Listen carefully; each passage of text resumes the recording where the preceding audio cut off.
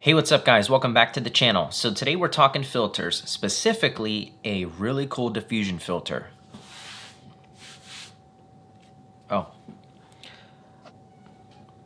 Specifically, Moment's CineBloom filter. Let's get into the video right now. Just kidding.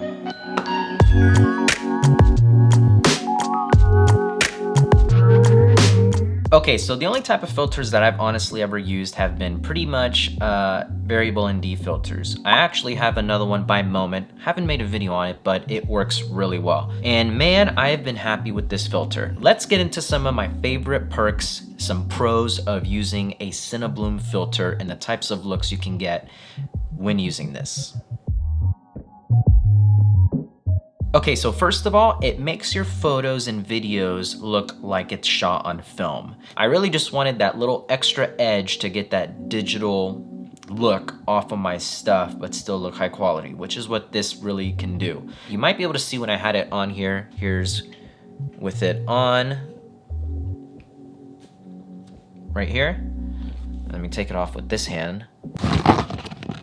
With the filter, without the filter, with the filter, without. So immediately right off the bat, you're gonna notice that this blooms highlights, and it's actually really nice how it does it. It basically makes the fall off look less digital, less harsh, and it kind of just fades them in and blooms them. It's really cool when you have a whole bunch of light sources. I'm gonna show some examples, of course, of the things I'm talking about, but that was one of the things that I really liked about it. Even if it's like, for example, you're shooting a wedding shot where there's a whole bunch of window light, overexposed light coming in through, this is gonna make it look like a nice bloom type effect where it's not gonna just look like, oh, overexposed window. It's gonna make it look a lot nicer with this filter. And here's another example with how it blooms highlights, especially with different lighting. Basically just gives like a nice glow to all the lights, but makes it look a little bit more stylized in my opinion, which is what I really wanted.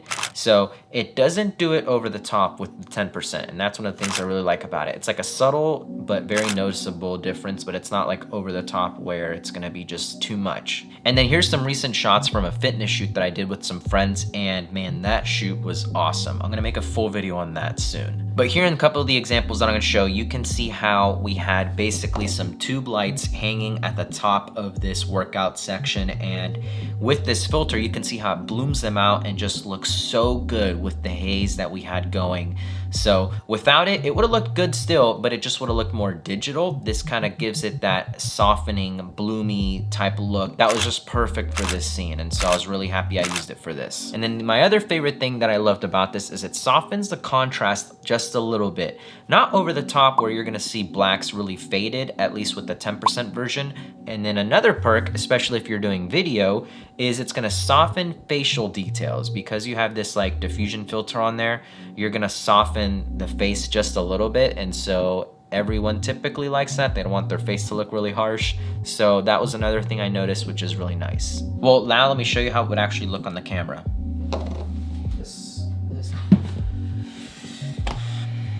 So I have the 77mm filter thread because that's pretty much all my lenses, and screw it on right on the front. I love all of Moment's lenses that have this nice red ring on them. Looks really nice. And there it is. So this is what it looks like on the camera.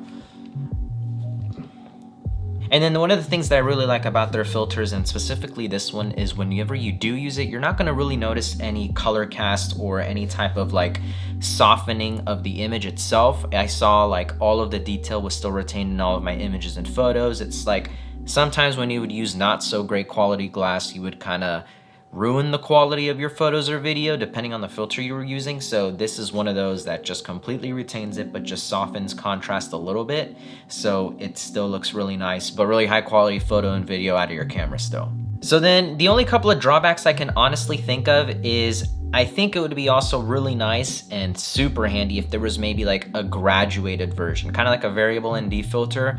Like if you could go from like a 1 to 10% or even 1 to 20%, that would be super nice. I don't know if that's possible, like with whatever type of effect this is, since you don't need to turn it, but that would be also really handy because then you would just be able to have it on all the time and control the strength of it, which would be really cool. So final thoughts, I am 100% satisfied satisfied with this lens filter. It is really nice. I've never used like Pro Mist or other diffusion filters by other brands.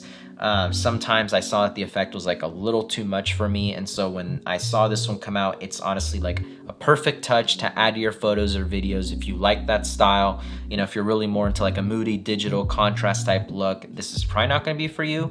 You know, but it works for everything. Like, I honestly think you'll be super satisfied with it. And so I always leave it on for all my lenses now, especially for any type of photo shoot I'm doing that's like portrait work, or then any cool stylized video shoot.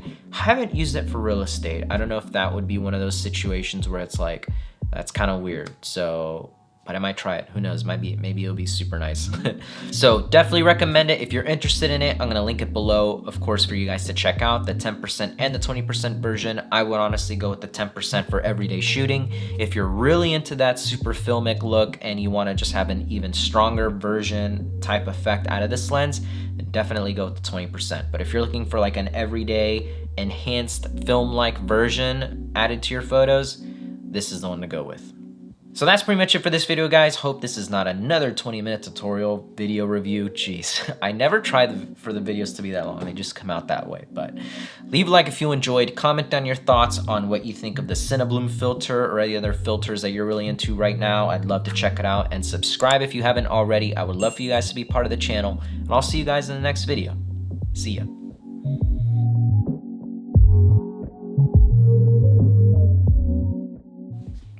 You know, I'm thinking about selling this camera, my 5D Mark IV. It pretty much just sits on my shelf for, you know, most of the time now, because now I have the R6 and it's like my new workhorse. Super happy with it.